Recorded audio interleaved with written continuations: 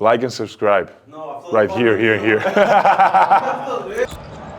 the third quarter winds down, Vezenkov. Oh my word! Sasha Vezenkov.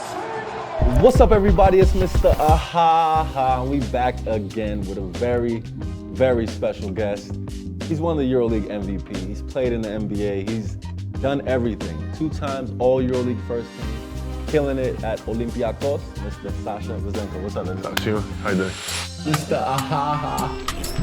Hey, falling to Agbekus like a beast. Hey, now me be the captain of our ship. Sail. Let's rewind back to the start. Talk to me about your basketball journey. When and how did it begin? I was like 6 years old. My father was a basketball player back in Cyprus. My sister too. So, I had to go through this way. And I remember like from when I was 6, 7, starting practicing in Cyprus, small island like close to here. And then like realizing that this is what I love, this is what I want. My father was always like saying, okay, like enjoy, practice, and we'll see. And then like, when I was 14, I said, okay, I have to do more, and that's when I came to Greece. So there was never any other sport, any other thing that you wanted to do. It was basketball, and when you locked in, that was it. I was locked in, and then, as I said, I didn't have a choice. Like my father, my sister, like Right. basketball family. And it led to you eventually getting your first professional contract with Addis. Can you talk to me about how that came up and those years in your life? That's a funny story because like I signed the letter of intent with Xavier. Nice. So yeah. Coach Chris Mack came here like 2 times, and everything was done. And like literally one day before to go on the plane, Crazy. my coach came to Bulgaria, like under my house, and he said, hey, you have to stay here, we have a big project, 3 years in Aris, like young kids, will bring good Americans, you need to play, blah, blah, blah, you're not like in the States, it's not how you think about it. And I was like, okay, I trust you, you put me to play, and I stayed. Fun fact, 3 months later, he went to Ephes. The coach said, I'm going to Ephes. Wow. But you stayed. I stayed. I said, what is the plan? Yeah. He said, my man, you'll grow, you'll get up. I have to feed my family. You'll play basketball. I have to go get the bag. And I was like, Of course. okay, fair. And you did your thing because eventually you became the leading scorer in the Greek league with Aris, and then that led you to Barcelona. Yeah, another tough decision because, I was young, but Barcelona like showed me they want me. And it was good because it was different. I wanted to go out of Greece, like to see what's going on, how it's a big team. Barcelona was a good team. But my first year I played behind Justin Doma, who's like, was Captain America. Yeah, Captain America, elite player. He was killing the Euroleague, so I was like, okay, I'm his backup. And then things get weird. We changed a lot of coaches after Xavi Pascual, like 4 coaches, and then different GMs. The team was not so good.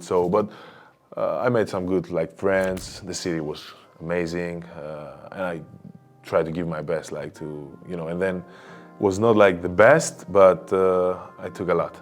Absolutely, and you spent years there, and those years were crucial to your development as a person, as a man. But that led you to Olympiacos. And what was that? Did you know that that's where you wanted to be? No.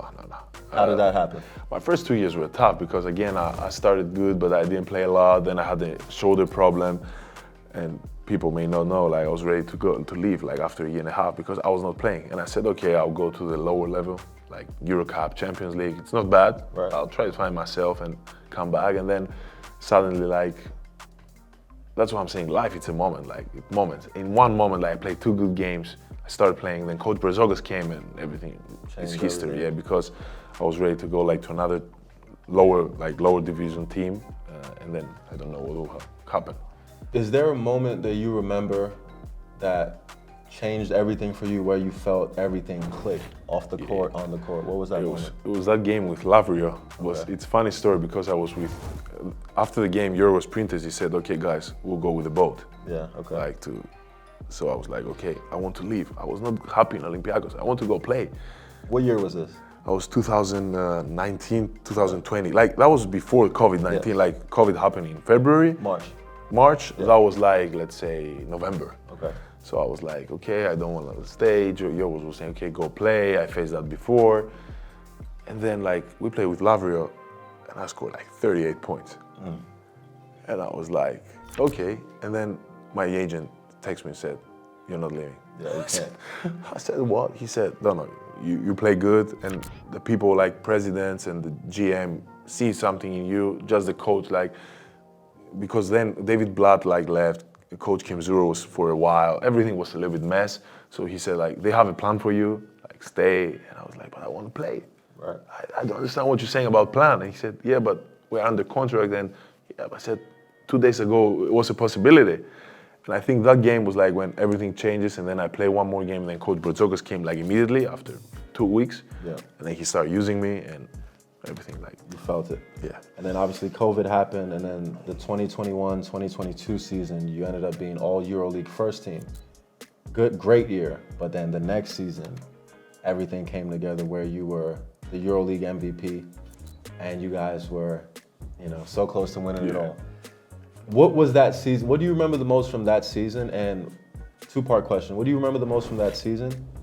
And what does it feel like winning MVP? Was that ever like something that you dreamed of? I felt it I remember like we were in Kaunas, and like people from the staff, like from team were like over there. I was putting my suit and I couldn't believe it, because everybody was talking about it, but when you feel it, like when you live it, it's different. So I went back to my room by myself and I said, like, that's big. But it's just a moment, because the next day you have games, it was the Final Four. But for me, it's something like special because I never expect that.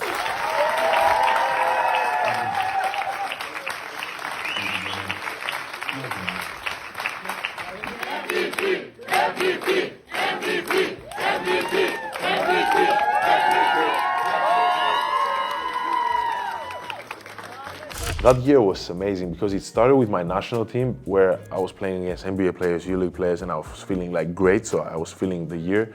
And then the whole team, the whole chemistry, were winning. Like after December, I think like we were losing a couple of games and we just didn't care because like we're first. Yeah. We said like, we're there. We're playing good, winning games, and unfortunately because this team for me was really good, I will not say one of the best, or like I don't like these debates. It was a good team, a solid team, great people, and we lost the final. That's like, at the end, that's what like it stayed, but like we wanted, and I think we deserved that title. I'm sure you'll get another chance to compete in another final, but obviously MVP of the EuroLeague. Now the NBA is calling. The NBA was calling before that, but I remember I saw you at the Final Four, and we spoke in the elevator. I came back from Sacramento a few months before that, and you were heading to Sacramento, and this was before it was official, but I gave you my opinions on my experience, and then you ended up going there. Obviously, signing to the NBA. Was that a dream? Did you grow up watching the NBA first? I was never like a big fan of the NBA because I'm a fan of it, but I didn't watch because the hours difference. I had school. It's really tough for us like to stay and watch the games. Always highlights though. I like the players. I'm following like what's going on, and I still believe like they're the best players in the world. And I was feeling how my parents, my friends, like they were more excited than me because I don't like to show my excitement or my disappointment. And I was watching everybody, like especially in my village, like how happy they were. And I was like, okay, this is big. Like you're in NBA. And as I told you before, like I'm not like from a country like France, Greece, Serbia, where like this is usual. Like another kid from like this country is going. I'm from Bulgaria, like growing up in Cyprus. So this makes it like a little bit more special, and it's something that 100% I would do it. Like I did it, and if like was the opportunity to go back again, I would do it like again and again. When the NBA talk started happening, when did you know it was a reality, and when did you know that it was something that you were going to do?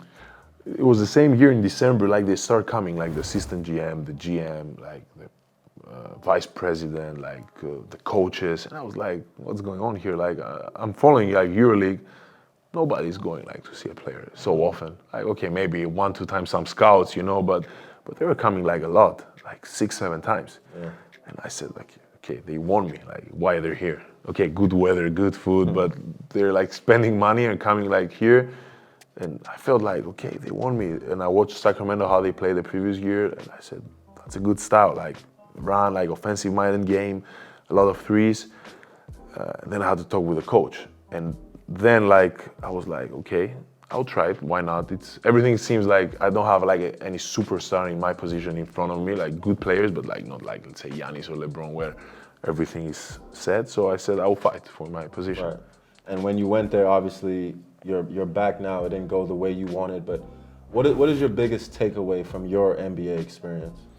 I think the interaction with all these great players, following their routines, like being around them, talk about different things, you know, and obviously all these, like the facilities you can see, the arenas, how the people like enjoying this. Like for me, it's an event. For them, like I think it's an event too. It's not like even a game. Yeah. It's an event. Like they're going eat, and I was making fun with my friends because you know how third quarter everybody's leaving to go eat. Yeah, and then they come back. And they come back like in around like six minutes, left. yeah. And my friends at the beginning, like they're not used to, so they stay there. Like after the second game, like they were. Where's everyone? I They said, left. where's everyone? They said, we have to eat. And I said, like that's the culture here. Yeah, very, very different. But obviously, with how everything went, you knew that your heart and your mind was somewhere else. That was Olympiacos.